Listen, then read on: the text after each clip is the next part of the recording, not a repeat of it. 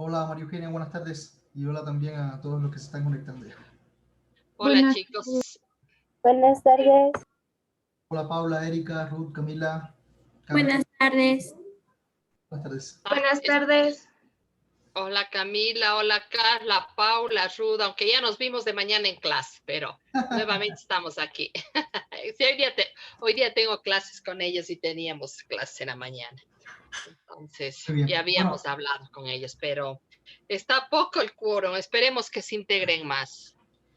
Claro, igual en lo que se incorporan, ahí se me están solicitando dos personas más, Dayana y Edison. Bueno, comentarles que hoy tenemos previsto terminar las sesiones de taller. Me gustaría, bueno, después que hagamos la sesión de hoy, que es sobre Abdón Calderón, el cuento de Leyendas del Tiempo Heroico, vamos a hacer el trabajo que hacemos siempre con este cuento. Luego vamos a hacer una especie de resumen, o sea, una guía de cómo enfrentar el abordaje de la escritura de un cuento de corte histórico, muy breve, o sea, recapitulando lo que hemos estado viendo hasta ahora. Y me gustaría escucharlos a ustedes un poco sobre qué les motiva a leer, qué les gusta leer, no solo de este taller que hemos dado hoy, sino en sentido general, ¿no? Y bueno, ahí les estaremos dando la palabra a ustedes al final de la sesión. Igual, bueno, el cuento de hoy es un poquito más corto que los anteriores. Estaremos sobre una hora más o menos viendo el cuento y luego dedicaremos una media horita tal vez a conversar un poco con ustedes sobre cuáles son sus motivaciones. Si no les gusta leer también vale, ¿ya? De hecho, recientemente estuvimos haciendo, o sea, en la Feria del Libro, y ahora Girándula es la Asociación de Escritores Infantiles y Juveniles del país, ¿no? Y Girándula nos hizo una convocatoria a todos los escritores que pertenecemos a la asociación a dar consejos de lectura. Y el consejo que yo le decía a los jóvenes, ¿no? Si no te gusta leer, no importa. O sea, no leer no es un pecado, ¿ya? Y más bien, si no te gusta leer, está relacionado con el hecho de que no ha llegado a tus manos un libro que te atrape de verdad, ¿no?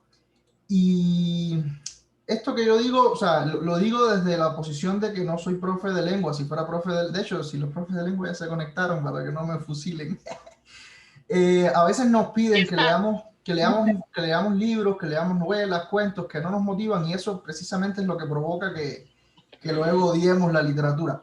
Por eso es que los profes de literatura hacen un trabajo muy, muy minucioso, ¿no? Escogiendo qué tipo de obras sugerirnos para que leamos y demás, ¿no? Y siempre les recomiendo a los profes de lengua reconocer que no todo el mundo le gusta lo mismo. Y desde mi plano de escritor, pues me interesa mucho conocer también qué es lo que les motiva a leer a ustedes y qué es lo que les motiva a leer a los jóvenes, y en función de eso uno ir enfocándose en el trabajo. También trabajo en una editorial y entonces ahí como parte de mi trabajo es seleccionar literatura, ¿no? Qué publicar, qué no. Y en función de eso, mientras más se pronuncien los lectores de qué les gusta leer y qué no les gusta leer, pues más orientado estará la publicación, ¿no? Entonces, bueno, ya estamos 12 personas ya conectados.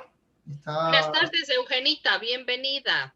Sí, yo saludé, pero no me pararon bola. Yo ya digo, está el Yo profe no la Abdón. escuché, perdón. ¿Qué tal? Buenas tardes. Digo, yo ya me quedo calladita.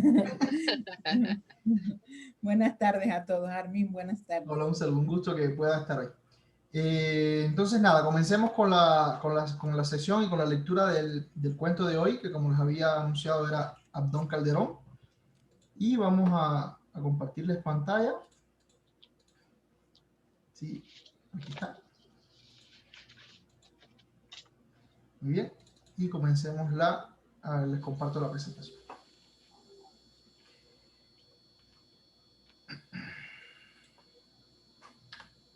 Listo. Bueno, como siempre como en las últimas sesiones, les voy a compartir algunos aspectos que vamos a revisar luego que terminemos la lectura del cuento para que lo vayan teniendo en cuenta. Definitivamente ha funcionado muy bien. Primero, ¿cuál batalla se menciona el autor como una de las más célebres de la libertad americana?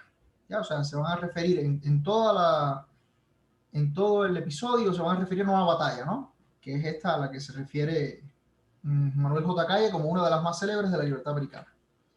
¿Quién lideraba a los soldados en esta batalla? O sea, eso es algo importante a tener en cuenta y es un detalle, ¿no?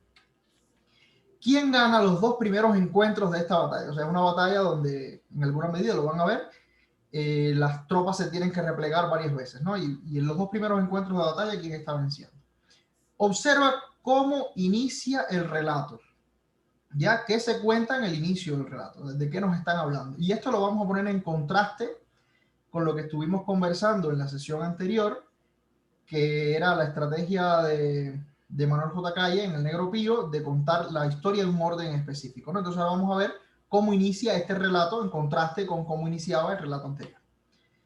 ¿Cómo murió el padre de Abdón Calderón? ¿Crees que eso influyó en algo en sus ideales? Hay una pregunta para que ustedes analicen, lo vamos a ver luego. ¿Qué dicen acerca de la edad de Abdón Calderón? ¿Qué grado militar tenía? ¿Cómo describen, y esto es, digamos que es lo más importante que vamos a ver hoy, cómo describe Manuel J. Calle la muerte del héroe, ¿no? Y qué homenaje dispuso Bolívar para Abdón Calderón. ¿Ok? Entonces, bien, les dejo en pantalla nuevamente para que la revisen si quieren anotar algo. De todas estas preguntas, que son preguntas muy puntuales, digamos que la que más me interesa que le presten mucho asunto es cómo se describe la muerte de Abdón Calderón, ¿no? O sea, de qué manera lo hace el autor. ¿Ya? Igual todas son bastante sencillas, ya lo vamos a ver. Bueno, sin más, comenzamos con la lectura. Bueno, acá una imagen referencial, ¿no? Para que se hagan una idea. Aquí lo ponen vestido en traje de gala. Una imagen referencial. Dice, era la noche del 23 de mayo de 1822. Al suave resplandor de una hermosa luna que brillaba en un cielo profundamente azul y tachonado de innúmeras estrellas, se veía desfilar sigilosamente un grupo considerable de hombres armados, con dirección al Pichincha, monte a cuyas faldas se levanta la ciudad de Quito, capital de la República. El silencio era solemne, casi no se oían las pisadas de aquellos hombres, y ni una luz, ni siquiera el menor rastro de claridad artificial iluminaba su camino. Difícil era este, y por demás accidentado. Los nocturnos expedicionarios tan pronto rompían entre malezas como caminaban por valles profundos, hundiendo sus pies en hondos barrizales, resbalando entre pedruscos, esguazando torrentes hinchados por las lluvias de los días anteriores. Sus movimientos eran cautelosos y ordenados. Diríase que era un solo hombre que marchaba entre el silencio de la noche. La caminata duró algunas horas. Al amanecer del 24 de mayo, hallábase ya a respetable altura sobre el volcán que era el objeto de su jornada. Bien pronto los primeros rayos del sol vinieron a llenar de viva claridad los horizontes inmensos, y a la distancia, haciendo coro al himno matinal de la naturaleza, resonaron las alegres dianas de un ejército en espera. El panorama era magnífico y causaba asombro a los que por primera vez habían puesto la planta en ese lugar, que bien pronto iba a recibir un baño de sangre y a hacerse famoso con una de las más célebres batallas de la libertad americana. Porque esa gran porción de hombres armados era el ejército que el general Sucre conducía desde las ardientes selvas de la costa para decidir en un combate la suerte de la que es hoy República del Ecuador. Se componía de 3.000 soldados, curtidos al vivac de los campamentos y al fuego de las batallas. O sea, el vivac es esta forma de vivir en los campamentos, ¿no? De estar acampando en cabañas rústicas, hacer fuego para poder alimentarse y calentarse, a eso se refiere. Curtidos al vivac de los campamentos y al fuego de las batallas. Veteranos que en la magna epopeya de la independencia se habían cubierto de gloria ya en las llanuras del Apure, ya en los campos inolvidables de Carabobo y Boyacá, o en las jornadas históricas de Maipú y Chacabuco. O sea, está haciendo referencia a varias batallas. Venían de todas partes, del norte, del sur, como una cita gloriosa en defensa de la más grande e inmortal de las causas, las gestas de la liberación de la Gran Colombia. Algo menor que el ejército de Sucre, en el cual había jefes como el general Mírez, el coronel Morales, el coronel José María Córdoba y el coronel Santa Cruz, jefe de los auxiliares peruanos, era el ejército realista que comandaban el presidente Aymerich y el coronel López, traidor a la patria, en la plaza de Babahoyo. Al mirar este ejército que los patriotas coronaban las altas faldas del Pichincha a una altura de 4.600 metros sobre el nivel del mar, se movieron de sus posiciones para desalojarlos y comenzó la batalla. Rompiéronse los fuegos a las 9:30 de la mañana entre el grueso ejército de Aymerich y las tropas que mandaba el coronel Córdoba, compuestas de 2 compañías del Magdalena, los cazadores del Paya y batallón peruano Trujillo. Media hora duró este primer encuentro, hasta que consumidas sus municiones, se ven los soldados de la Independencia obligados a retirarse, lo que hacen poco a poco dando frente al enemigo. Municionados ya de nuevo, o sea, reapertrechados para la guerra, municionados ya de nuevo, vuelven a la pelea, reforzados por 2 compañías del Yaguachi al mando del jefe del Estado Mayor, Coronel Morales, y lo restante de la infantería a órdenes del general Mírez. Nuevamente consumidas las municiones, se van otra vez los patriotas en el caso de replegarse y los realistas se arrojan sobre ellos creyéndolos ya vencidos. 3 compañías del batallón Aragón, se desprenden para flanquear la izquierda de Sucre y a su encuentro salen otras 3 del Albión, cuerpo formado por aquellos bravos ingleses que vinieron a derramar su sangre en la conquista de la libertad americana. Dase entonces orden de cargar a la bayoneta y comienza lo más horroroso del combate. La carga fue irresistible. Temblaba el monte al choque de los enfurecidos lidiadores. Entre el humo de los disparos y el fragor de la contienda, veíase rodar por las grietas y matorrales hombres y caballos, heridos y muertos, en horrorosa confusión. Los gritos, los alaridos, las blasfemias llenaban el espacio al igual que el tronido de la fusilería. Las bayonetas chorreaban sangre y de sangre hasta el pomo estaban bañadas las espadas. Ardía la ira en los corazones y los ánimos estaban inflamados de soberbio, de desesperado heroísmo. Al fin los españoles cedieron el campo, precipitándose abajo por entre quiebras y riscos. Los habitantes de la ciudad de Quito contemplaban la batalla desde altos collados, de las torres de las iglesias, de las azoteas, galerías, ventanas y techados de las casas, siguiendo anhelosos e impacientes las peripecias de la lucha, palpitando los corazones de esos 40,000 habitantes al esfuerzo de las más encontradas emociones: terror, desesperanza, alegría, victoria. Entre los soldados de la Independencia, y aquí vamos a ver cómo hay un cambio en la narración, entre los soldados de la Independencia había un jovencito casi imberbe. O sea, imberbe es que no tiene barba, ¿no? Que no ha desarrollado todavía, que no le ha salido vello en la cara. Entre los soldados de la Independencia había un jovencito casi imberbe, que desde tiempos atrás se distinguiera por su bravura en los combates y su serenidad ante el peligro. Llamábase el tal Abdón Calderón. Había nacido en la ciudad de Cuenca y pertenecía a una familia muy respetable de Guayaquil.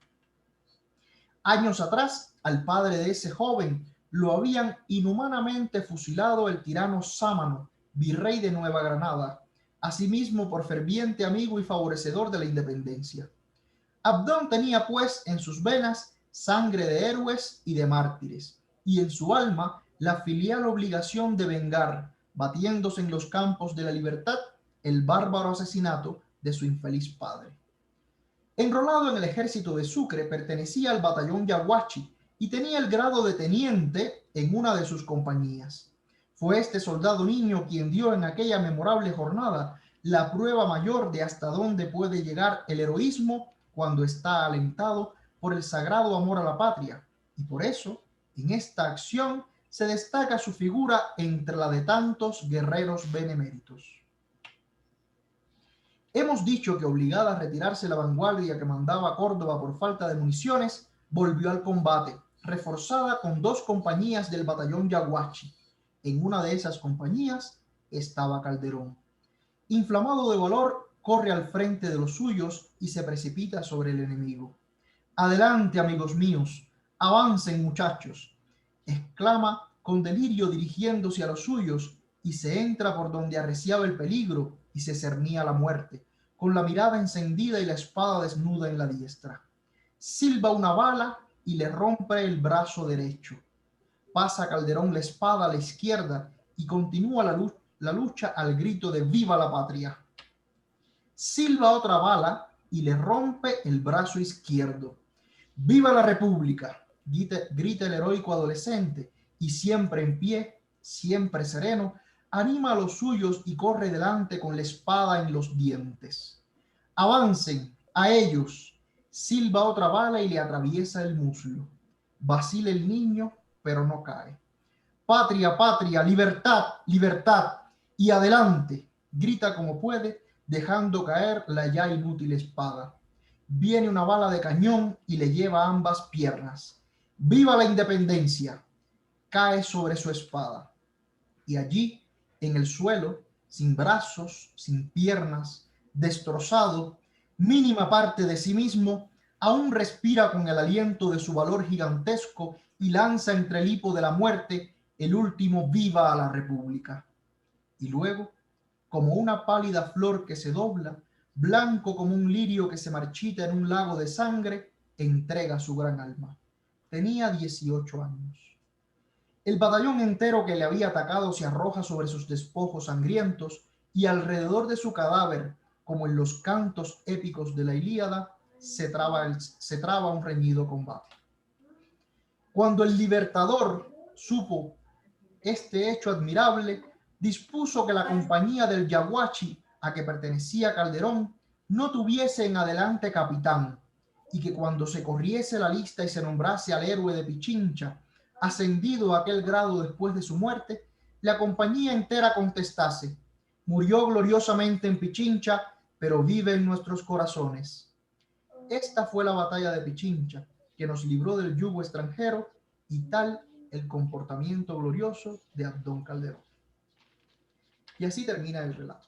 O sea, esta historia, como pueden ver, bastante emotiva, ¿no? Bastante conmovedora, como la narra Manuel J. Calle. Entonces, bueno, como les había comentado al principio, tenemos una serie de preguntas. Déjenme ponerlos un poco más grandes para poderlos ver a todos, o a la mayoría. Una serie de preguntas ya relacionadas con esta lectura. Veamos. ¿Cuál es la batalla que menciona el autor como una de las más célebres de la libertad americana? ¿A qué batalla se está refiriendo? La batalla de Pichincha. Muy bien. Paula estuvo contestando también, pero tenía el micrófono en silencio. La batalla de Pichincha, correcto, 24 de mayo. Y vemos cómo nos muestra Abdón Calderón como uno de los grandes héroes de esa batalla. ¿Quién lideraba a los soldados? No recuerden de la historia, sino de un poco lo que les decía. ¿Quién estaba al frente de los soldados en esta batalla? Según nos cuenta. Abdón Calderón. Abdón Calderón era uno de los oficiales del batallón de Yaguachi, precisamente. Pero ¿quién era el que estaba al frente de todo? Sucre. Estaba Sucre, ¿verdad? Exacto. Sí. Y entonces vemos también cómo al final se habla del libertador, un poco la figura de Bolívar, pero Sucre era quien estaba liderando la batalla. ¿Quién gana los dos primeros encuentros? Fíjense, o sea, la batalla finalmente sabemos que es la que le da la libertad a la ciudad de Quito y en alguna medida a todo el país, ¿no? Esta victoria del ejército del libertador. Pero ¿quién gana los dos primeros encuentros en esta batalla? El ejército realista. Correcto, o sea, los españoles, ¿verdad? Y vemos cómo, en alguna medida, el hecho de que estos dos primeros encuentros de la batalla los ganen los españoles hace que entren en juego, o sea, que lleguen a ser convocados estos dos regimientos, estos dos batallones de Yaguachi, en uno de los cuales pertenece Abdón Calderón. Ahora bien, veamos acá. Observa cómo inicia el relato, ¿ya? Y qué se cuenta del mismo. Les voy a poner en contexto, porque les había dicho que íbamos a hacer una comparación de cómo iniciaba el relato anterior. No sé si de pronto alguien lo recuerda. Estábamos hablando del Negro Pío y precisamente vimos cómo la estrategia de Manuel J. Calle no era contar en orden cronológico. ¿Alguien recuerda cómo empezaba el Negro Pío y luego cómo se continuaba la historia? Si lo recuerdan. Y además recuerden que No importa no saberse nada de memoria ni no recordar bien. O sea, me comentan algo y eso da pie a que continuar. Si mal no recuerdo, comenzaba con a quien asesinaba el Negro Pío. Muy bien. Y luego nos contaba toda la historia de cómo habían llegado a esa situación. O sea, la estrategia que usó Manuel J. Calle fue priorizar la acción, ya tal cual como dice Camila. Priorizar la escena de acción y luego explicarnos cómo llegaron ahí, cómo se desenlaza la historia. En cambio, en este relato, ¿cómo empieza? Si así se dan cuenta, la parte de la acción, en alguna manera, incluso la parte de la acción que está relacionada con el protagonista de este relato, que es Abdón Calderón, es la batalla de Pichincha, ¿no? En este momento donde incluso muere Abdón Calderón. Pero la primera parte del relato no se está centrando ni en la figura de Abdón Calderón, ni en el relato de su heroísmo, ni de su muerte. ¿Qué cuenta primero en este caso Abdón Calderón? Manuel J. Calle. La fecha en que se inició las batallas. Muy bien. O sea, y habla, dice la noche del 23 de mayo de 1822. Muy bien. Comienza con todo el preámbulo, ¿verdad? Incluso antes de que ocurra la batalla.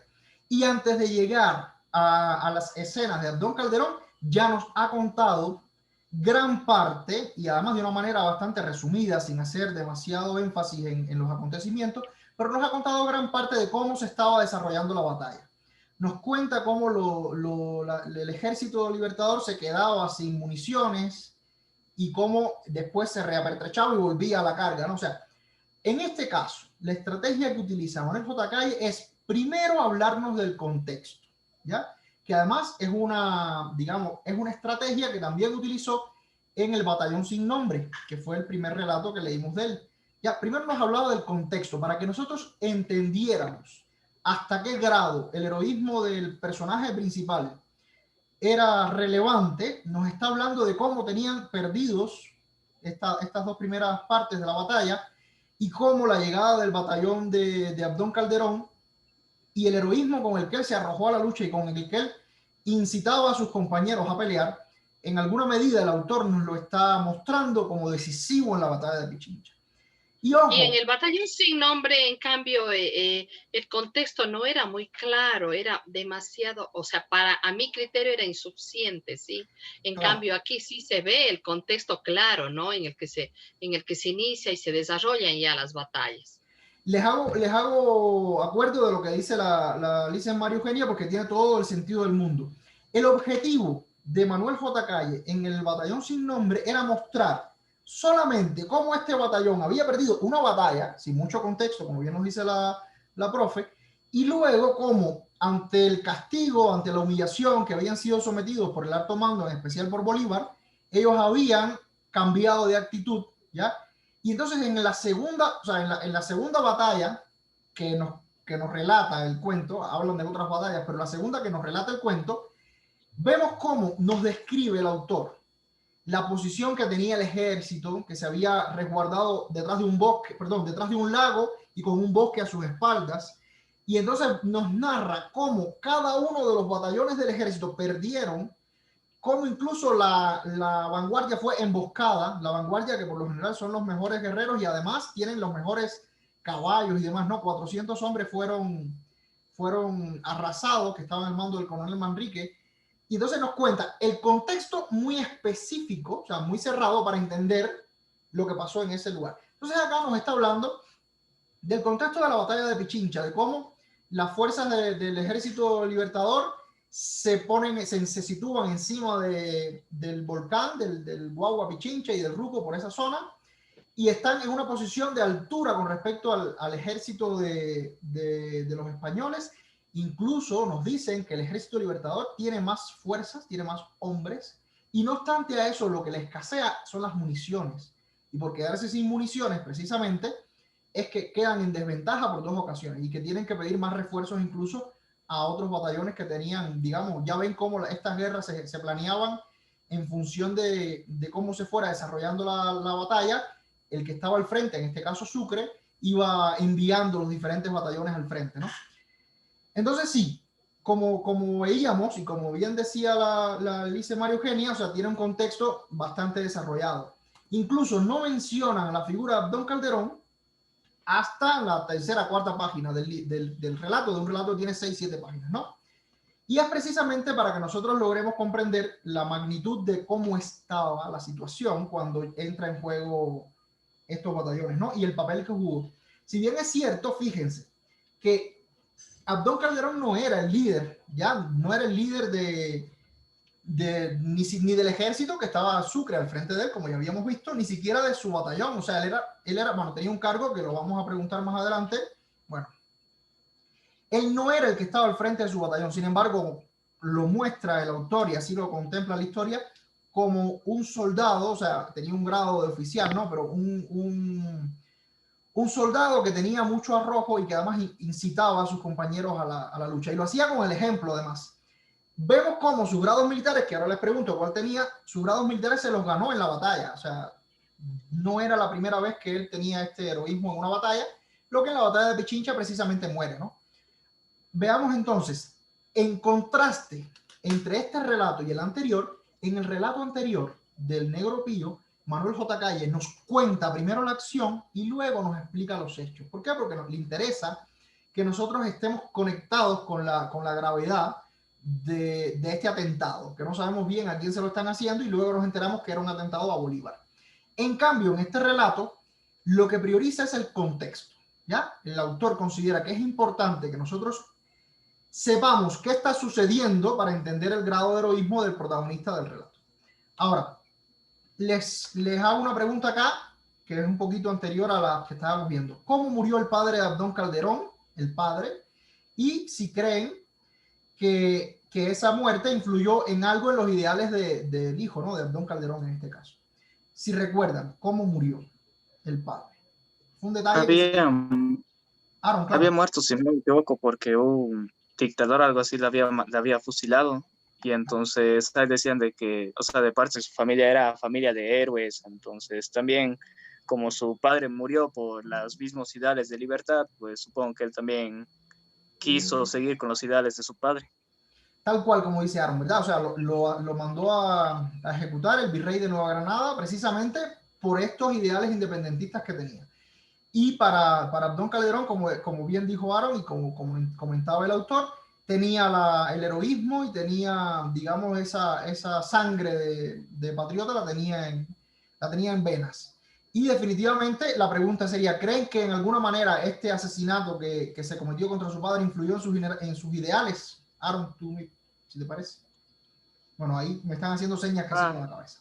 Sí, o sea, supongo que debe haber influido bastante, pues como aún era un niño. Exacto. Entonces, viendo de que su padre murió por los ideales de la libertad, entonces él también dijo de que, o sea, su deber era seguir con los ideales de su padre. Entonces, o sea, fue una gran inspiración para él, supongo.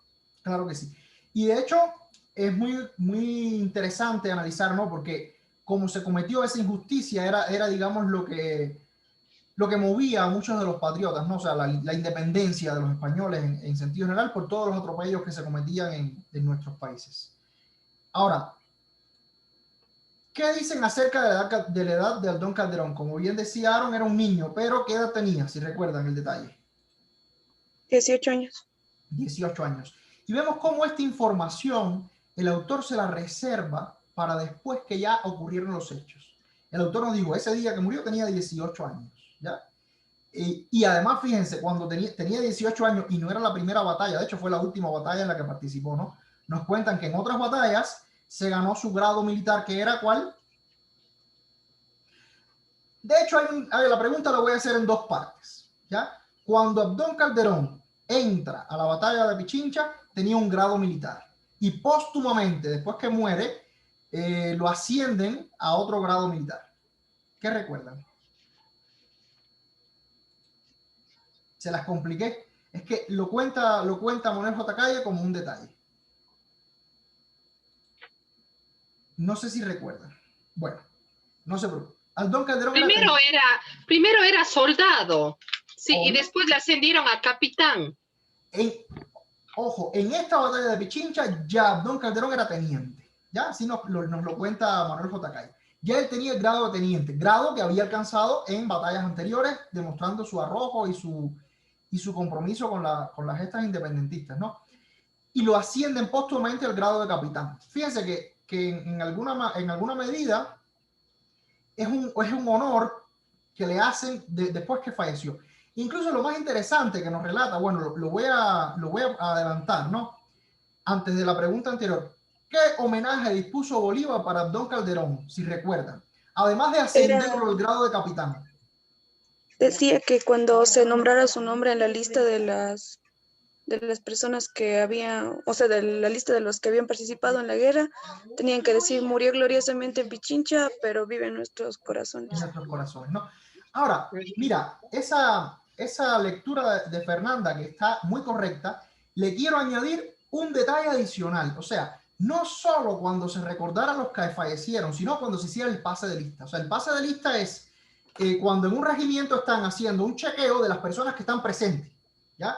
Y entonces, Bolívar dispuso que cuando se hiciera el pase de lista de este batallón de Yaguachi, se mencionara el nombre de Abdón Calderón como que estuviera presente y que la respuesta de todo el batallón era esta que nos comentaba Fernanda precisamente, ¿no? O sea, un máximo honor y además un honor exclusivo en alguna medida, ¿no? Porque no era habitual en alguna manera hacer este tipo de homenaje. Y lo hace precisamente primero por la admiración que se siente hacia un soldado tan joven. Y esto es algo que no está referido en este relato, pero es algo que cuando leemos la historia de Abdón Calderón, los grandes líderes, Sucre, Bolívar, los grandes líderes de los generales y los coroneles que se mencionan ahí, lo enaltecen como un gran héroe, ¿no? Porque realmente su valentía fue gloriosa. Ahora, la pregunta, que yo diría que es la más relevante pregunta de todas las que hemos visto hasta ahora. ¿Cómo describen la muerte de Abdón Calderón? ¿Ya? Perdón, ¿alguien me estaba hablando? Sí. Yo, o sea, para mi opinión, lo describiría como una muerte valiente, pero al mismo tiempo horrible por lo que le desprendían las partes del cuerpo, pero aún así él seguía luchando ante todo, así que fue muy valiente en su muerte. Fíjense, Pablo dice valiente y horrible, ¿no? Me parece que en esas dos palabras resume maravillosamente todo lo que haya que decir. Ahora, te quiero preguntar, Paula, a ti personalmente, ¿crees que la forma en la que el autor describe la muerte es realista? Y antes de que respondas, las voy a leer de nuevo, ¿ya? Vamos a leer de nuevo la forma en la que Manuel J. Calle describe la muerte de Abdón Calderón. Dice, acá estoy. Silba una bala, vamos a un párrafo antes, dice: adelante, amigos míos, avancen, muchachos, exclama con delirio dirigiéndose a los suyos, y se entra por donde arreciaba el peligro y se cernía la muerte, y con la mirada encendida y la espada desnuda en la diestra, o sea, en la mano derecha. Silba una bala y le rompe el brazo derecho. Pasa Calderón la espada a la izquierda y continúa la lucha al grito de ¡viva la patria! Silba otra bala y le rompe el brazo izquierdo. ¡Viva la República!, grita el heroico adolescente, y siempre en pie, siempre sereno, anima a los suyos y corre delante con la espada en los dientes. Avancen a ellos. Silba otra bala y le atraviesa el muslo. Vacila el niño, pero no cae. Patria, patria, libertad, libertad. Y adelante, grita como puede dejando caer la ya inútil espada. Viene una bala de cañón y le lleva ambas piernas. ¡Viva la independencia! Y cae sobre su espada. Y allí en el suelo, sin brazos, sin piernas, destrozado, mínima parte de sí mismo, aún respira con el aliento de su valor gigantesco y lanza entre el hipo de la muerte el último ¡viva a la República! Ya vemos cómo nos está describiendo así muy detalladamente cómo fue la muerte de Abdón Calderón, ¿no? Y mi pregunta es, ¿crees que esta descripción es realista o tiene algún grado de exageración o de distorsión de la realidad? ¿Qué opinas, Paula? Yo creo que es más exageración, porque un cuerpo humano que le vayan destrozando todo y las piernas y todo, me parece una exageración. Ya, me parece bien. Me gustaría escuchar la opinión de alguien más. Por ejemplo, ¿hay alguien que opina diferente? ¿Alguien cree que es una descripción realista? O, por ejemplo, Aaron pidió la palabra, no sé qué piensas. Coméntame.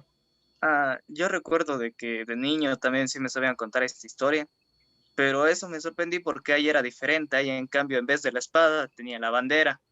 Entonces ahí sabían contar de que con la espada la otra, cogía con la otra y así, así. Entonces, no sé, no, o sea, y cuando leí esta versión, escuché ahora que era la espada. Y no sé cómo en realidad habrá muerto, tal vez puede que haya muerto de una parte parecida, pero para darle un toque más de heroísmo ya Muy haya interesante. hecho así Mira, para dar un toque de valentía. claro, la experiencia de Aaron me parece muy interesante. Primero porque conoció de otra versión donde tenía la bandera. La bandera también en gran medida es símbolo digamos, de la lucha, ¿no? O sea, ya vimos la importancia de la bandera cuando leímos el Batallón Sin Nombre. O sea, para un soldado, la bandera era el símbolo de los ideales que defendía. Y vemos que en esta versión que nos comentó Aaron, también pasaba, ¿no? Que se pasaba la bandera de una mano hacia la otra. Y entonces era ese mismo juego de heroísmo. Y las palabras que utilizó Aaron, que me parecen muy apropiadas, es cómo estos recursos fueron utilizados en ambos casos como para resaltar el heroísmo del héroe, ¿no? Entonces, si alguien quiere comentar algo más, en sentido general, es correcto. O sea, esa es la estrategia que usa no solo Manuel J. Calle, sino otros autores que han contado la historia. Incluso es una estrategia que se ha calado mucho en el imaginario popular y en alguna medida nos la presentan como una realidad absoluta, ¿no? ¿Qué es lo que sí es muy probable que haya ocurrido? Y que de hecho, por eso es que lo cuentan de esta forma, es que a pesar de haber recibido varias heridas en su cuerpo, las heridas no le impidieron seguir adelante. O sea, le impidieron seguir adelante cuando ya fue mortal, o sea, cuando ya recibió una herida de muerte, que vemos como incluso lo describen como que pierde extremidades, ¿no? O sea, están bajo el fuego de cañones, no solo bajo el fuego de fusiles y bayonetas, que son armas blancas. Entonces, sí, definitivamente, esta muerte, esta descripción de la muerte que hace Manuel J. Calle, tiene el propósito de resaltar el heroísmo y en gran medida la podemos considerar como una especie de, más que de exageración, una especie de recreación literaria, ¿ya? Pero de forma legendaria, de forma heroica, y sí, es una exageración, como bien decía Paula, ¿no? ¿Y con qué objetivo lo hace? Ahora les voy a hacer otras preguntas relacionadas con el aspecto de análisis de este cuento en específico. O sea, siempre hemos estado, primero hacemos preguntas en función de la historia, que es la que acabamos de hacer, entonces luego vamos a un análisis desde el punto de vista narrativo, o sea, no solo de lo que se cuenta, sino de cómo lo hacen, ¿no? Y ahora la pregunta es la siguiente. Fíjense, perdón, déjenme disminuir un poco acá, dice, ¿consideras que es realista? Bueno, esa fue la pregunta que le hice a Paula precisamente, que es realista la descripción de la muerte de Abdón Calderón, ¿ya? Que hace Manuel J. Calle, no Manuela, Manuel J. Calle, y es precisamente, bueno, no es realista, sino que es una recreación literaria. ¿Con qué propósito consideras que el autor confirió ese carácter a la descripción? ¿Ya? Déjenme ver acá, por ejemplo, Camila, no sé si... ¿Con qué propósito crees que el autor utilizó este recurso de exagerar la situación? ¿Para qué crees que lo hizo? Para demostrar la valentía que tuvo Abdón Calderón al momento de luchar por nuestro país. Claro, para resaltarlo, ¿verdad? Un poco también como decía Aaron, para resaltar esa heroicidad. Y fíjense, me voy una vez más al título del libro, Leyendas del Tiempo Heroico. Y habíamos analizado en una de las sesiones anteriores que esta parte legendaria, o sea, esta parte de máximo heroísmo, de hacerse leyenda, vemos cómo en este relato Abdón Calderón queda muy claro. O sea, Manuel J. Calle no nos está describiendo, fíjense, no nos está describiendo literalmente cómo ocurrieron los hechos, sino que lo está haciendo desde un punto de vista legendario. O sea, vuelve la figura de Abdón Calderón la leyenda que fue por el heroísmo que tuvo en las gestas de independencia precisamente. Entonces, el propósito, como bien nos decía Camila, ¿no? Con el propósito de resaltar y de exaltar. Ahora, fíjense, ¿crees que ese recurso narrativo, miren la pregunta, creen que ese recurso narrativo demerita el valor histórico que tiene el relato. O sea, amén de que estamos hablando de una exageración en alguna medida. ¿Creen que eso le resta valor histórico, ojo, al relato? Les voy a hacer memoria con respecto a lo que hablábamos en alguna de las sesiones anteriores con respecto a esto. ¿Ya? Un relato de corte literario prioriza en gran medida el efecto que crea en el lector. ¿Ya? Manuel J. Calle lo que quiere con todas las anécdotas que nos cuenta en este libro es destacar el grado de heroísmo y el grado de legendario que tenían todos estos héroes, o que tenían incluso el batallón, ¿no? Por ejemplo, que también se puede considerar como héroes.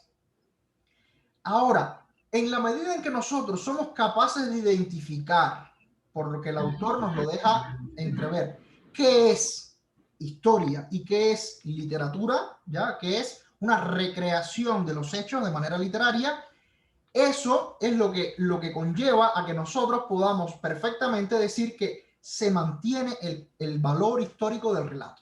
¿Ya? ¿Por qué? Porque el lector es capaz de darse cuenta de, y además ustedes lo demostraron, ¿no? De hasta qué punto esto es exactamente fiel a la historia y hasta qué punto esto es un recurso literario que el autor utiliza para lograr un efecto determinado en los lectores, ¿no? Entonces, un poco, ya lo respondí, pero un poco concluyendo en esta respuesta, no, el uso de este recurso narrativo no demerita el valor histórico que tiene este relato. En cambio, realza los valores literarios, ¿no? Entonces, está realzando el valor literario sin demeritar o sin disminuir el valor histórico de esta narración. Pregunta, fíjense.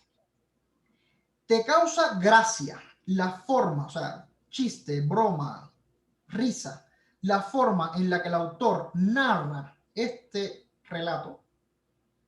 Es una pregunta de apreciación, cualquiera de ustedes que me comente. Por ejemplo, Carla. Carla, ¿te causa risa, te causa gracia la forma en la que el autor exagera los hechos en esta historia? Por mi parte no, porque o sea, yo como soy como un tipo, una persona muy cerrada, entonces para mí sería como algo muy serio. Correcto. Miren cómo dice Carla, es algo muy serio. Por ejemplo, lo ponemos en contraste cuando leíamos a Will Cuppy cómo él exageraba cosas, pero lo hacía con el sentido de que provocar risa. Entonces vemos cómo en este caso Manuel J. Calle utiliza este recurso, pero con el propósito de hacerlo aún más solemne, aún más serio, aún más grave, más heroico, más importante, ¿no? Entonces, definitivamente es otra forma de emplear este recurso de la exageración en la literatura. Y vemos cómo, ¿por qué les puse esta pregunta, no? Y quizás ustedes lo puedan encontrar en las lecturas que hagan. Van a ver que muchas veces que se utiliza una exageración se hace con un tono humorístico. Lo vimos en Will Cuppy. En cambio aquí para nada. O sea, aquí por el contrario, para hacerlo más solemne. ¿Qué comienza contando el relato y cómo termina el relato? ¿Ya? Esta es una pregunta que en alguna manera ya habíamos hecho, pero que quiero traerla nuevamente acá y para dentro del análisis de la forma de escribir el cuento. ¿Qué se cuenta primero y cómo termina el relato? ¿Quién me puede comentar? Edison, que veo que ya vas ahí a conectar el micrófono. Edison, ¿qué empieza contando el autor y cómo termina el cuento? ¿Qué empieza contando? Ya lo habíamos hablado, en alguna manera. ¿Ya? Nos empieza describiendo, como decía la profe María Eugenia, los hechos del 23 de mayo, o sea, desde antes de la batalla. ¿Y cómo termina? ¿Alguien que nos quiera comentar?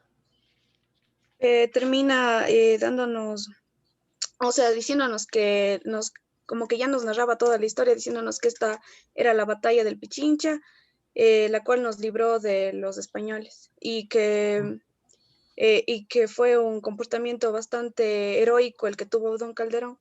Muy bien, perfecto, ¿ok?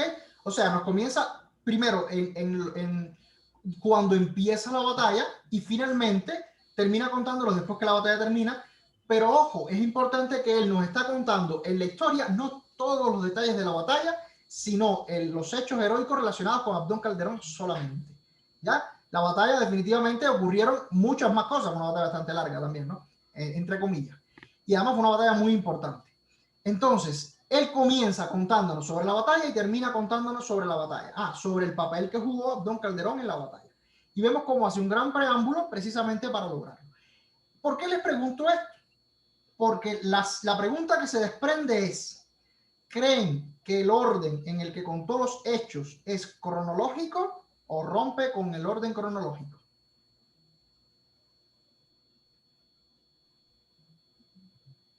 Les recuerdo, el orden cronológico es contar los hechos, lo que ocurrió primero, lo cuento primero, y después voy contando las cosas según van ocurriendo. Y lo que conté de último fue lo último que sucedió. Yo creo que sí sigue un orden cronológico, ya que comienza con los soldados como empezaban su día y termina, o sea, de ahí vienen los hechos de que ocurren durante la batalla, la muerte de Abdón Calderón y finalmente termina el honor que se dio a Abdón Calderón y, como dijo Fernanda, el honor que tuvo en esta batalla. Muy bien. Miren, una cosa muy interesante de lo que hemos visto hasta ahora. De los 6 relatos que hemos analizado, 5 respetan el orden cronológico y solo 1 lo altera. Precisamente escogí ese que altera el orden cronológico para que vean la posibilidad de hacerlo. ¿Por qué? Porque es muy frecuente en los relatos de corte histórico que el narrador, o sea, que el escritor, que el autor, escoja un orden cronológico precisamente, ¿para qué? Para reforzar en alguna medida el carácter historiográfico de la narración. Pero no es necesario, no es obligatorio, y eso creo que lo demostramos en la sesión anterior con el Negro Pío, porque recuerdo que una de las preguntas que ustedes respondieron fue, a pesar de no estar en orden cronológico, ¿entienden el orden cronológico? O sea, ¿entienden el relato? Y si mal no recuerdo fue Paula quien, cuando le pedimos que hiciera o sea, que nos resumiera cada acontecimiento del relato, ella lo hizo en orden cronológico. O sea que, si bien es cierto que la historia ocurre y los hechos ocurren de una manera lineal en el tiempo, lo que ocurre primero, en la literatura no. En la literatura podemos cambiar. Ahora, es una realidad que en la mayoría de los relatos históricos, sobre todo en estos que hemos analizado acá, de estos 2 autores, se evidencia cómo el autor prioriza el orden cronológico. ¿Ok? Hasta ahí va. Ahora, conclusión con respecto a lo que hemos analizado el día de hoy. Las obras literarias se enriquecen mediante el uso de recursos literarios, en sentido general. Uno de esos recursos que fue el que vimos hoy es la hipérbole o exageración. Como recurso literario puede ser empleado tanto en un relato de corte humorístico o en un relato de corte legendario o un relato de corte serio, ¿ya? Por generalizar, como lo vimos y lo demostramos hoy, como bien Carla nos comentó también. Para escribir un relato, debemos seleccionar cuál es el tono narrativo más apropiado en función del efecto que queremos crear en el lector. Y ahora, en función del tono narrativo, hemos analizado en estas 6 sesiones del taller 2 tonos narrativos básicos, el tono humorístico y el tono legendario. O sea, en el tono humorístico vemos cómo se utilizaba, creo que era Edison quien lo comentaba en aquella sesión, que se hablaba de la sátira, la burla, en fin, este tipo de crítica mordaz, o sea, este tipo de jocosidad a la hora de exponer los hechos, ¿no? Y en caso de Manuel J. Calle vemos que prioriza lo heroico, lo legendario, lo solemne, ¿ya? Tiene un tono solemne, un tono donde nos motiva a la emoción, no a la risa, ¿ok? A comprender, digamos, la importancia de los acontecimientos. Y en los 2 casos, no tengo el libro de Will Cupia a la mano, no.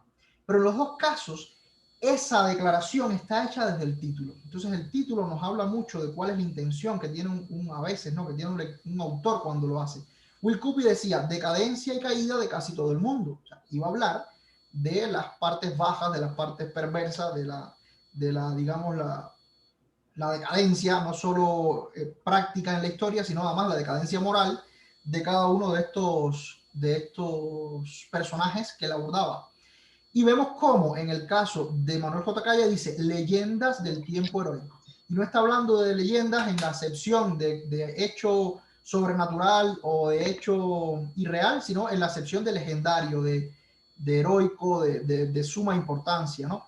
Y lo vimos en las definiciones, de las 3 definiciones, y también lo hemos estado viendo en la historia.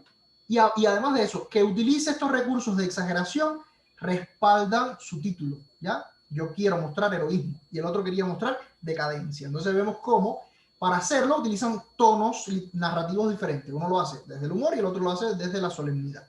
Ahora, el relato literario de corte histórico prioriza el efecto en el lector. Y esto es algo que hemos estado viendo a modo de conclusión, ¿no? Que hemos estado viendo en todas las sesiones. Cuando leemos un libro de historia, propiamente de historia, lo que prioriza un historiador es la veracidad de los hechos, o sea, contar las cosas de la manera más concreta, concisa y más acorde a lo que se conoce, ¿ya? Porque recuerden que la información también puede ser contradictoria, depende de quién recogió los hechos, ¿no? Y en el relato literario no, en el relato literario se prioriza el efecto en el lector. Por eso es que vemos cómo los autores utilizan diferentes estrategias, como puede ser la exageración, el cambio del orden de los hechos, para lograr un efecto determinado.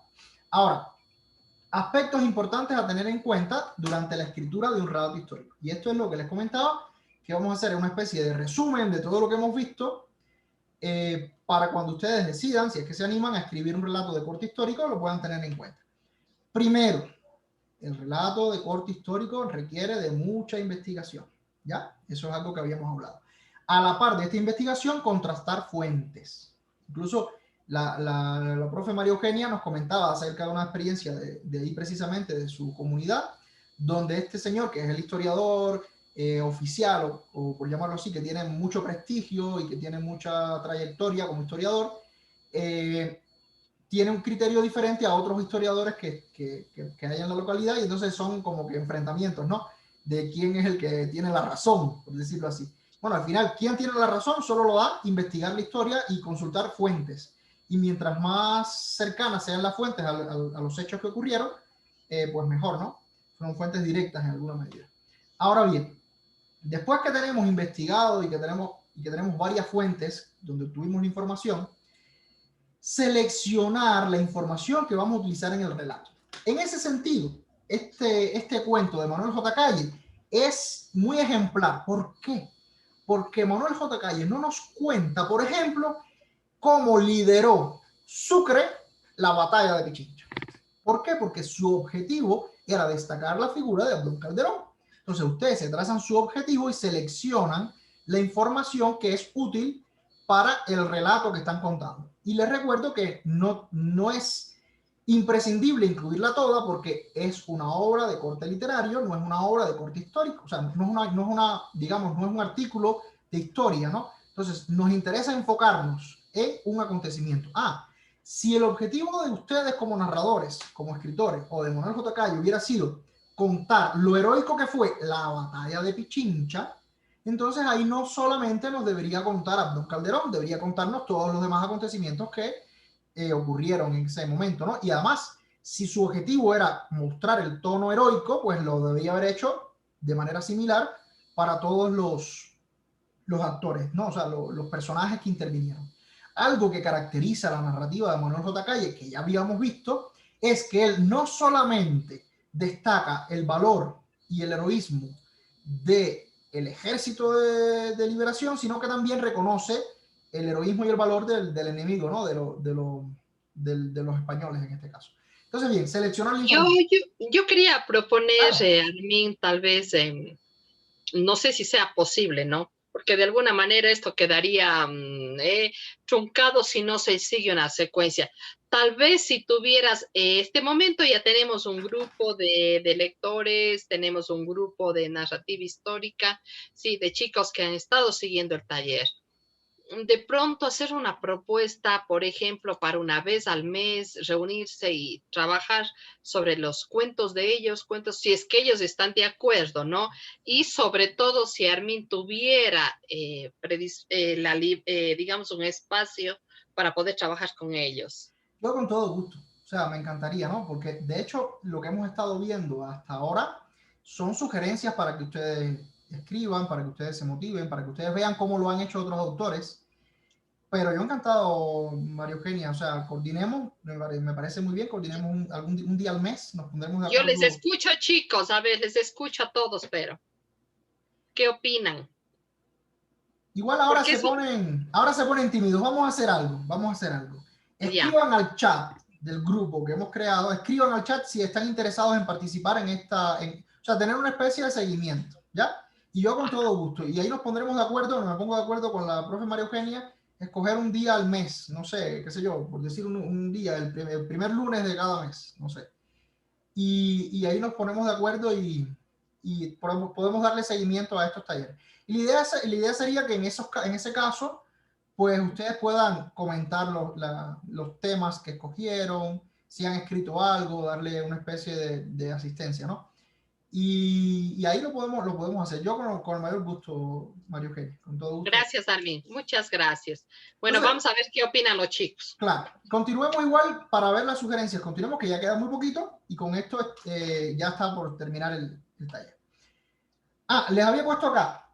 Escoger un narrador ideal. Fíjense, en el caso de Will Cuppy, Will Cuppy, quien contaba la historia era una persona muy parecida a él o él. ¿En qué sentido digo muy parecida? Porque el narrador, o sea, el autor nunca es el narrador de una historia, o sea, no lo es en gran medida. En el caso de Will Cuppy uno siente como si es él quien está hablando y lo hace precisamente porque él dice yo opino, yo considero, a mí me parece, ¿ya? Lo hace, uno siente muy cercana a la voz del autor. Y fíjense que lo está haciendo desde el reconocimiento de que él no es un historiador. O sea, yo soy una persona que quiero venir aquí a contarte cómo yo entendí los hechos. En el caso de Manuel J. Calle sí se pone en una posición, en alguna medida, de historiador, ¿no? Donde nos cuenta los hechos de una manera mucho más fiel, pero además no solo de un historiador, sino de un admirador, ¿ya?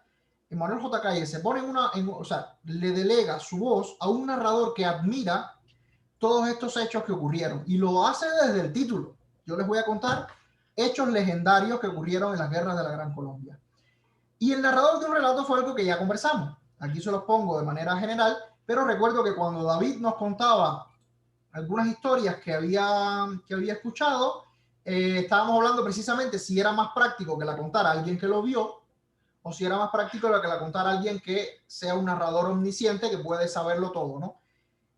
¿Por qué? Porque eso depende de qué información tú tienes. Si la cuenta una persona que lo vio, esa persona sabe lo que sucedió en ese momento, pero por ejemplo no puede saber lo que sentían otras personas o no puede saber cosas que no estaba en su rango de acción.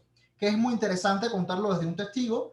¿Por qué? Porque te da mayor cercanía, mayor, digamos, veracidad. Si queremos transmitir la sensación de que eso ocurrió exactamente como te lo estoy contando, un narrador testigo es genial para eso. ¿Por qué? Porque nosotros nos sentimos identificados a creerle de que lo que nos está diciendo es verdad. ¿Por qué? Porque él lo vivió, él lo vio, él estuvo allí.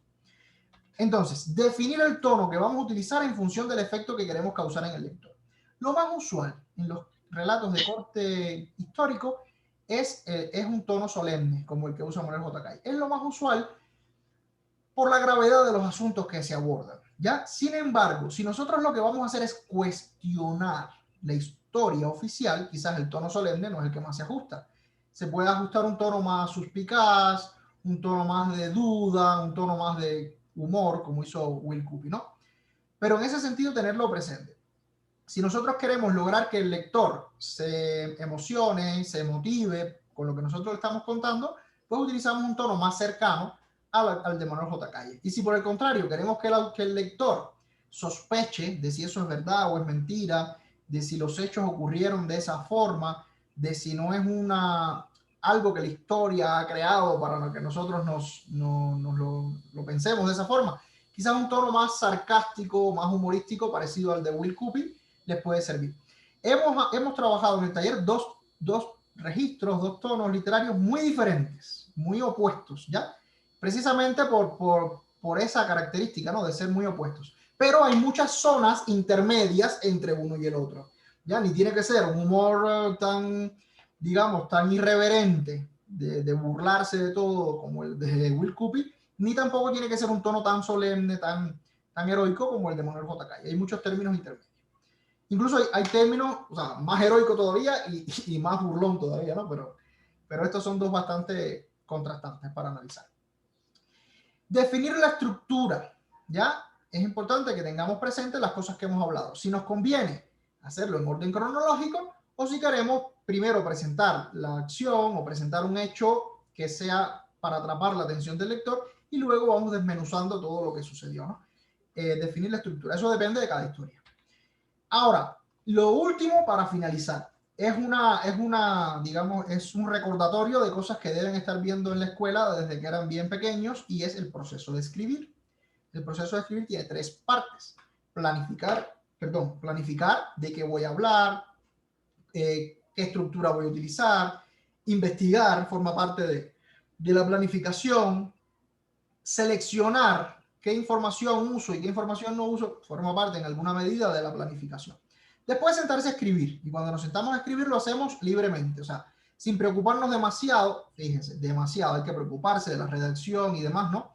Pero escribir las ideas, escribir lo que nos surge, tratando de hacerlo siempre de la manera más elegante posible, más literaria posible, pero sin detenernos, vamos a decir así, sin estar revisando cada 2 minutos si está bien, si está mal, si tenemos errores ortográficos o de concordancia. Escribamos, que la historia fluya. Y después, en el tercer paso de reescritura, es que corregimos todo lo que haya que corregir. Verificamos si el narrador no funciona, si el orden que le dimos a la historia realmente causa el efecto que queríamos que causara. Se lo podemos dar a leer a alguien que nos comente, ¿ya? Y vamos corrigiendo y reescribiendo. Ese es el proceso de escritura que todos conocemos. Planificar, escribir y corregir. Así de sencillo. Y bueno, con este resumen estaríamos un poco dando por terminada la sesión de hoy. Les dejo de compartir pantalla. Y también estaríamos dando por concluido el taller. Después de esto, sí me gustaría, como les pedí, me gustaría escucharlos a cada uno de ustedes y qué tipo de lecturas les gusta, ¿no? Eso también me interesa.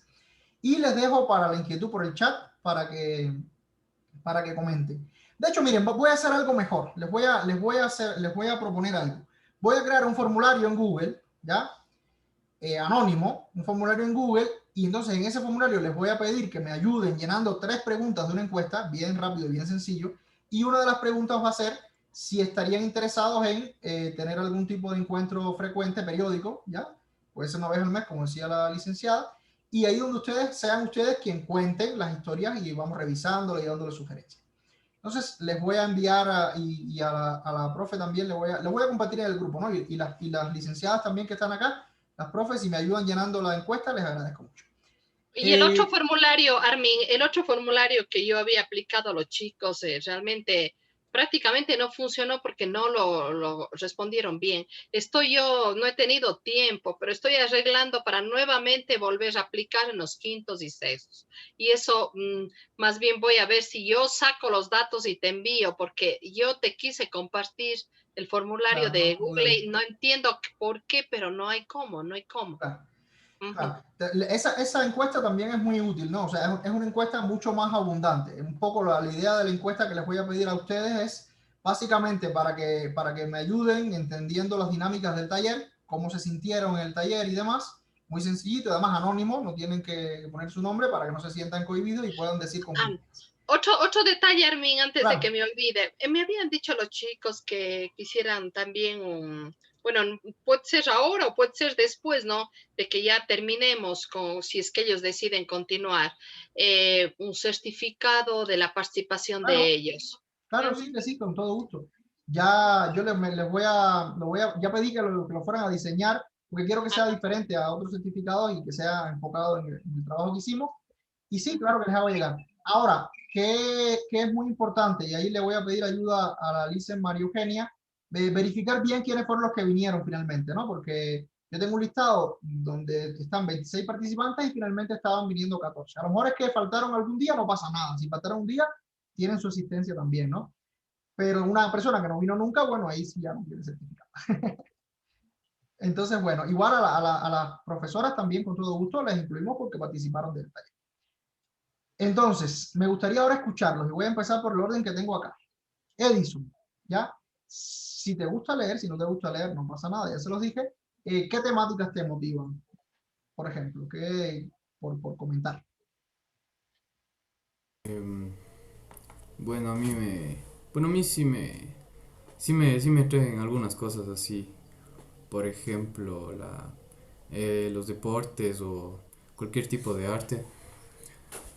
Sí digo que a veces sí he leído artículos de eso. Ya, muy bien.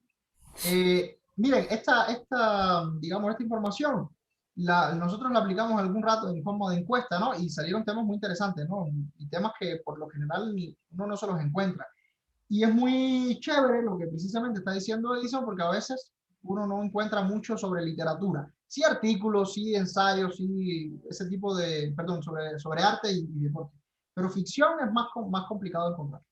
Igual, no tiene, mira, la respuesta tan simple como me gusta leer manga, me gusta leer cómics.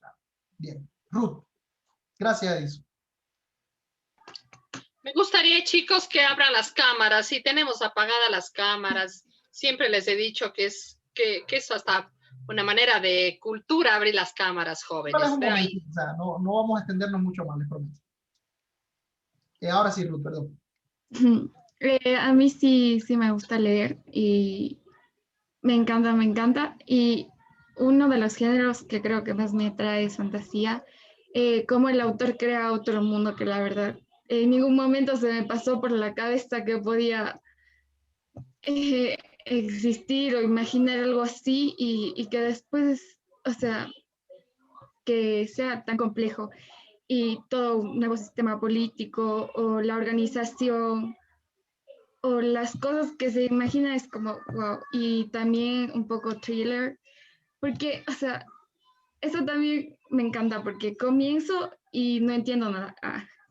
Y después, a medida que sigo con la lectura, es como, ¿qué está pasando aquí? No entiendo, pero me está gustando y quiero terminar muy rápido. Y entonces me quedo ahí como, quiero seguir. Y después me termino en 2 días y es como, ¿y ahora qué? Ya terminé. Sí, a mí Entonces, ese tipo de temas donde se crean mundos nuevos, tienen eso, ¿verdad? O sea, que después que se acaba el libro, se acaba ese mundo, se acabó. ¿Quieres volverlo a leer? Tienes que leerte el queda libro de un nuevo. vacío. Así es, tal cual. Te agradezco mucho, Ruth. Carla, sí, si me puedes ayudar. O sea, ¿qué tipo de temas puede ser el tema? O sea, mira, me gusta leer sobre la guerra, sobre la Segunda Guerra Mundial, es un tema que a mí me gusta bastante también. Coméntame tú. Bueno, ya, yo como dije que soy muy cerrada técnicamente y, o sea, leo rara a la vez. Sí, muy rara a la vez leo. Pero lo que más me atrae en sí es libros de romance. eh, o sea, más veo como series y quiero seguir ahí mismo. Tengo ahorita un libro y quiero seguir leyendo ese libro. Y pues se llama Buenos días, Princesa, de Blue Jeans. Súper que buen libro. Me encantaría y espero seguir leyendo porque o sea, está muy interesante y recién estoy por la mitad del libro. Qué chévere, qué bonito, me llama mucho la atención esas cosas que dices, ¿no? Y, Uh-huh. por ejemplo, una pregunta, Carla. Cuando lees este tipo, o sea, cuando lees lo que lees, ¿qué prefieres? ¿Que los personajes se parezcan en algo a ti, que sientan tus preocupaciones, o que sean preocupaciones nuevas que tú nunca habías conocido, que tú nunca habías visto? Que sean preocupaciones nuevas, que me hagan experimentar cosas y que me lleven a la intriga más para seguir la investigación en el libro y tanta la cosa. Muy bonito, gracias por compartir. Camila. Yo, pues, a mí me gusta leer bastante y he leído diferentes tipos de libros, o sea, diferentes géneros, pero más me voy al romance y es como romance ficticio. Por ejemplo, o sea, hay un libro, una saga de un libro que me comencé a leer hace poco tiempo, que se llamaba After, y bueno, comencé, luego terminé, o sea, comencé por un libro que al principio no entendía, luego me atrajo, terminé el libro y comencé con las otras sagas, y creo que más me gusta el romance, aunque sin embargo también me gustan los libros como de historia. Hace poco también me terminé de leer el libro de Ana Frank, el diario de Ana Frank. Entonces, o sea, yo creo que no tengo un género en específico, pero podría decir que más me voy al romance. Cuando dijiste este romance ficticio, ¿te refieres a que son historias como fantasía, sobrenaturales, tal vez, en mundos como decía Ruth también, o a qué te refieres? Sí, o sea, son algo así. También, aparte de que no son como personajes que uno creyera que, esto pasa en la vida real o algo así. O sea, son, a lo largo de la historia, al menos me voy con Astra, a lo largo de la historia pasan hechos que en la vida real no pudiera suceder. Entonces, por eso digo un romance como ficticio. Claro, no, te agradezco mucho porque para aclarar el término, pero sí, te entendí perfectamente. Gracias, Camila. Paula es la que me sigue en la lista. Yo tengo más como también ficticio, también misterioso y también romántico. Me gusta ese tipo de libros, son los que más me gusta leer en sí. Y sí, también me gusta leer mucho, pero más específicamente en esos términos. Cuando dicen misterioso es que haya, digamos, que haya intriga, pero del orden de los sentimientos o del orden de crímenes. La intriga por ambas partes. Me gusta, o sea, así por los crímenes y por los sentimientos de los personajes. Ya, muy bien, te agradezco mucho, Paula. Fernanda. Hola, Fernanda, que estabas hablando, has estado participando y ahora que conectaste a la cámara. Pues la verdad me gusta leer bastante. Lo que más me atrae son las novelas históricas y románticas, que bueno, es lo que muchas personas más se limitan a leer. Bueno, me gustan bastante las novelas románticas. Es como que una persona se puede adentrar en el libro, la verdad, hacer como si nosotros fuéramos parte de él, y eso es lo que me gusta. Yo no sé si me equivoco, pero Fernanda, bueno, yo soy maestra de ellos desde el año pasado y Fernanda solo de algunas alumnas de aquí, creo que soy de una o dos, de dos alumnas. El resto tienen este año conmigo. Fernanda, no sé si me equivoco, pero era usted la que contaba la historia de la Biblia, por ejemplo. Sí, ella se sabe muy bien, por ejemplo, todos los pasajes de la Biblia, los libros de la Biblia. Y era interesante, ¿no? Cuando conversábamos, por ejemplo, nosotros en historia sobre el cristianismo, ella opinaba y ella contaba a sus compañeros, no parte de la materia de historia, sino lógicamente que, claro, tiene que ver con la historia, pero ella se sabía muchísimo sobre la Biblia y eso era interesante. Una joven en la edad de ella actualmente que sepa eso. En la Biblia hay muchas historias, pero impresionantes, o sea, historias de todo tipo, o sea, de crímenes, de guerras, de amor. Y yo recuerdo cuando era más joven, tenía un libro bastante grueso, ¿no? Que precisamente hacía las recreaciones de las historias de la Biblia, no contadas en versículos y no, sino como si fueran cuentos, y era muy interesante. Así que, de hecho, ese tema casi siempre me sale cuando converso con algunos grupos de jóvenes, ¿no? Lo apasionante que puede ser, aparte de la historia religiosa, que también motiva mucho, ¿no? Pero las historias que suceden, hay algunas bien fuertes. Lo que pasa es que a veces en la Biblia, lo que pienso yo, ¿no? Es que como que está en versículos y demás, y el lenguaje también es un poco fragmentado en ese sentido. Pero cuando te lo pones aparte en un libro, la historia contada completa, uno lo ve más como una historia que por la parte religiosa, que también está muy bien. Gracias, Fernanda, y gracias, profe. Emily. Se me movieron. Ahora Carla tengo después. Pero bueno, Emily no ha comentado todavía. Ya. Yo la verdad no leo mucho, pero de los pocos que he leído, me he ido por lo que es más lo romántico y sobre lo que narren de un diario, o sea, lo que cuenten su propia vida o sus propias experiencias. Siento que, no sé, te ayuda a tener un poco más de experiencia en lo psicológico, te ayuda como, no sé, sí, eso, mira, mejor contigo mismo. Esas cosas que dice Emily son muy interesantes, ¿no? O sea, sentirse identificado con los personajes. Y te voy a decir algo así muy sinceramente, o sea, cuando yo tenía la edad de ustedes tampoco leía mucho, de hecho, leía mucho menos que quizás la mayoría de ustedes. Y una de las cosas que me hizo querer leer después fue hacerme esa pregunta, o sea, ¿qué tema me interesa? O sea, no qué libro es más bonito, sino qué tema me interesa. Y sobre ese tema buscar. Entonces ya cuando uno sabe qué le puede interesar o no, pues ahí se motiva también con la lectura. Gracias, Emily. Por acá, déjame ver, se me movieron todos. Ya Ruth comentó. Kelly. Kelly, ¿qué te motiva a leer? ¿Qué tema te interesa? Mira, así no sea de lectura. Mira, yo a mí no me gusta leer, como les digo, yo no me gusta leer, pero me gusta hablar de zombies. Me gusta la serie de zombies. Ah, eso también funciona, bueno. En fin. Kelly, por favor.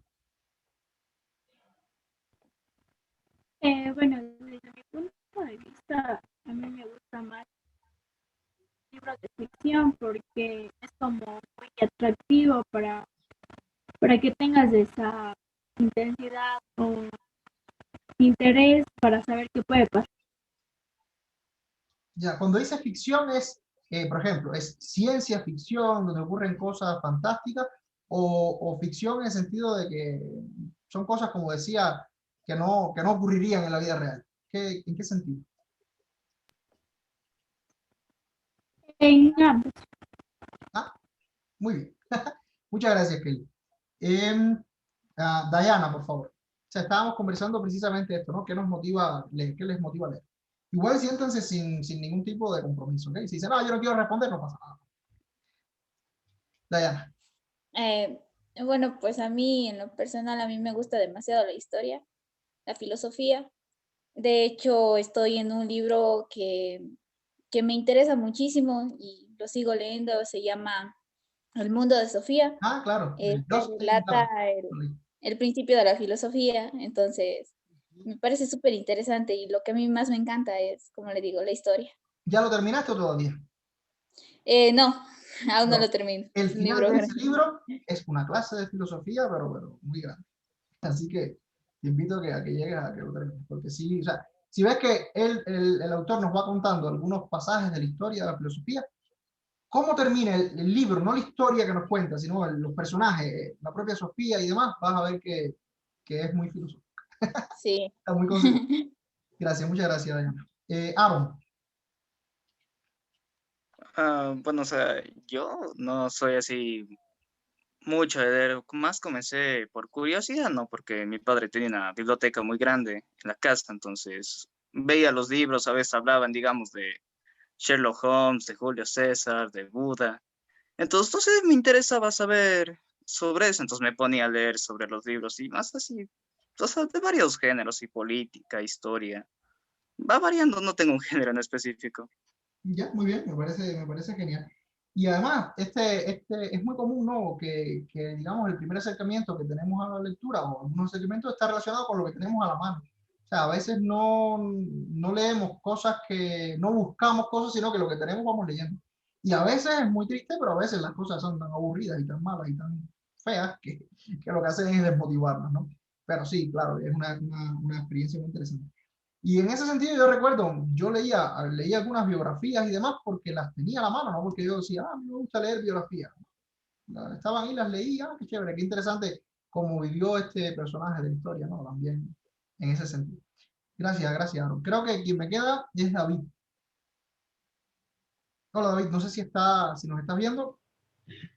No me gusta leer, pero simplemente lo que leo es sobre guerra, sobre matanza, sobre sangre, sobre ira. Solo me gusta fácilmente esos géneros, nada más. Ahora, ¿guerras reales o guerras de fantasía, de ficción?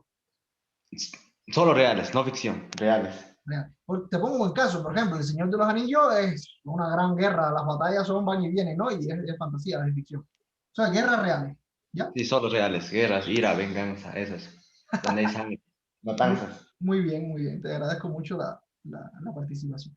Entonces, bueno, ya para cerrar el día de hoy, les voy a compartir, espero que si no es hoy, hasta mañana, les envío un pequeño formulario de Google para que me den 2 o 3 comentarios anónimos, ¿ya? Y que además de eso comenten si es que tienen interés en escribir sobre estos temas de historia y demás, y podemos hacer el seguimiento que una vez al mes. Les voy a pedir algo con respecto a las encuestas. Miren, cuando uno dice todo lo bueno que hay, eso no ayuda a que nadie sea mejor. O sea, uno dice lo bueno porque es bonito, pero también es importante que diga, mira, no me gustó esto, yo creo que las sesiones son muy largas, o yo creo que es mejor en persona que por video. Bueno, en persona hubiera sido difícil. El video nos ayuda, pero yo estoy en Quito y ustedes están allá en Azogues, ¿no? En la provincia. Y bueno, les voy a pasar una encuesta de tipo PNI, o sea, positivo, negativo, interesante. ¿Ya? No tienen que llenarlo todo, es solo lo que les motive. Pero siéntanse con la libertad de decir lo que piensan y no estar, digamos, por hacer elogios o demás, no es la idea. La idea es poder mejorar y que cada vez tengan mejores talleres y esas cosas. Entonces, bueno, agradecerle mucho a la Alice María Eugenia, a la profe Eugenia también que está acá presente. La otra profe no se conectó el día de hoy tampoco, pero no importa. Igual nos ha estado acompañando, igual yo sé que están bien ocupadas y ya estamos incluso para celebrar Navidad, así que les deseo a todos un lindo fin de año, unas felices fiestas, no sé si ya están de vacaciones hasta el año que viene. Entonces, bueno, un abrazo grande a todos y me gustó mucho conocerlos y compartir con ustedes. Bueno, Armin, yo a nombre de todos los chicos, bueno, primero hablaré yo, luego si ustedes desean también decirle algo a Armin, está abierto, pienso que el micrófono tenemos un tiempito. A nombre de los chicos, a nombre de mis compañeras, hoy día Margarita no pudo, ella es presidenta de la organización de profesores y tenía una actividad que cumplir con la institución, así es que me había comentado de que no puede asistir, ella también muy emocionada, le gusta este tipo de actividades, sobre todo ella es maestra de literatura también. Armin, a nombre pues de todos, pues muchísimas gracias. Realmente esta es una experiencia, un espacio, una oportunidad para los chicos para aprender, para adquirir experiencias en lo que es la escritura de cuentos, la escritura de contenidos históricos, la narrativa histórica y pues realmente muy gratos, Armin, por este espacio, porque eres una persona que realmente muy abierta a trabajar con chicos, que eso es lo que se necesita. A veces los maestros somos un poquito más estrictos, ¿no? Porque realmente necesitamos que ellos se formen, se capaciten, ¿no? Pero tu función quizás en eso difiere con nosotros, en más bien buscar un espacio en donde ellos encuentren libertad y amen lo que es la lectura, amen lo que es la escritura, que eso es bien difícil. Mira, Armin, de 700 estudiantes que más o menos yo tengo alrededor de más de 10 cursos, realmente solo este grupo es el que mostró una aptitud, un gusto por aprender a escribir y a leer, ¿sí? Entonces, eso es un logro. Son los valientes, porque realmente animarse a escribir no es sencillo. Y además estamos hablando de temas bien fuertes como es la historia, ¿no? O sea, realmente los que están acá son los valientes que se animaron a dar el paso. Así que gracias a todos también y felicidades. Sí, profe, sí. Sí, y a dejar muchas veces la pereza y ocupar de, a veces ellos están cansados, por ejemplo, hoy día están toda la mañana en clase hasta las 12 del día y pues de hecho les va a producir cansancio, ¿no? Pero sin embargo, ellos están aquí por aprender. Ese es Armin. Yo también te deseo una linda Navidad, que el Señor llegue a todos los corazones, que una a tu familia, que los cuide y un hermoso año lleno de muchos éxitos. Yo sé que diariamente tienes muchos éxitos con el trabajo que emprendes, pero te deseo mucho más, Armin. Gracias, igualmente es recíproco el deseo. Y nos hemos conocido de recién y tenemos una linda amistad, ¿verdad? Del trabajo y de esta compartir la literatura. Te agradezco mucho la invitación también, porque bueno, todo esto acá, amén de todos los procesos que se desarrollan para llevarlo a cabo, la profesora fue quien lo coordinó y quien lo ha hecho posible en gran medida. Muchas gracias también por eso. Entonces, bueno, ahí yo sé que ponernos en el compromiso de que digan algo, no tiene sentido, no tiene. Todos me mandan un emoji luego por el chat y yo me quedo feliz con eso. Entonces, nada, desearles mucha. La profe Eugenia está pidiendo también la palabra. Claro, la escuchamos. Quería de mi parte, por un lado, disculparme porque yo también estaba en unas funciones de hecho cargo de dineros que tenía que invertirlos y bueno, parece que ya se va a terminar mañana, por eso no he podido asistir, ¿no? Claro. Y por la situación de salud de mi papá, que les indiqué que tenía esa cita médica. Pero a mí me ha encantado, o sea, esa manera ese tipo de leyendas que son, o sea, que atraen, ¿no? Y no son tan largas ni aburridas, ¿no? Entonces, claro que a mí, eso digo, así como a gran parte de los chicos, a mí me encanta la parte romántica también, pero así el suspenso, esa situación también me agrada. Y yo te agradezco porque ya tienes un carisma para guiar este tipo de talleres que me ha gustado. Los chicos a veces no quieren hablar, no quieren participar, pero les das ese acceso, ¿no? Y ellos se consigue a través de la buena voluntad. Y es difícil para todos, o sea, no es lo mismo cuando estamos en el aula. Bueno, ustedes saben eso mejor que yo. Pero sí es difícil incluso para los chicos estar interactuando con una cámara, o sea, es complicado. Entonces, más bien les agradezco muchísimo porque también han sido un grupo muy bueno, o sea, realmente yo les agradezco mucho porque se han esforzado en participar, han dejado al lado algún tipo de, no sé, de no conocerme y eso siempre genera algún tipo de pena o de rechazo por alguna medida, ¿no? Y sí les agradezco mucho también. Muchas gracias a la licenciada que se tomó el tiempo de estar acá con nosotros, a pesar de todo el trabajo, como bien decía María Eugenia, el cansancio y todas las jornadas que son agotadoras. Y además hemos estado 2 veces por semana, casi 2 horas, ¿no? Que es muchísimo. Le agradezco mucho la participación y el entusiasmo también. Gracias, Armin. Muchísimas gracias. Tal vez alguien de ustedes quiere participar. Jóvenes. No se sientan presionados. Paula. Yo quería en serio agradecerles al señor Armin y a las licenciadas por hacernos participar a todos. Para mi opinión fue un proyecto muy entretenido, la lectura es algo hermoso y me gustaría que muchos de mis compañeros que están aquí lo hayan disfrutado tanto como yo lo disfruté. Fueron historias muy, muy interesantes. Yo no conocía ninguna de estas, para ser sincera, y gracias a este proyecto las conozco. Y les agradezco mucho al señor Armin, a las licenciadas y a mis compañeros por este espacio tan entretenido que hemos tenido. Y les deseo una feliz Navidad a todos. Gracias, Paula. Feliz Navidad a todos también. Bueno, muchas gracias. Entonces, bueno, Paula habló de abanderada del grupo. O sea, ella fue la abanderada y habló en nombre de todos. Así que les agradezco. Bueno, entonces ya les comento. Les enviaré por el chat este formulario muy sencillito para que me ayuden. Y si desean que nos veamos en algún otro momento, pues nos ponemos de acuerdo. Eso sí, ya la idea sería que ustedes comenten sus historias. ¿Ya? Entonces, bueno, un abrazo grande a todos. Me encantó conocerlos y felices fiestas y que el año que viene sea mucho mejor que este, que ha sido bien difícil.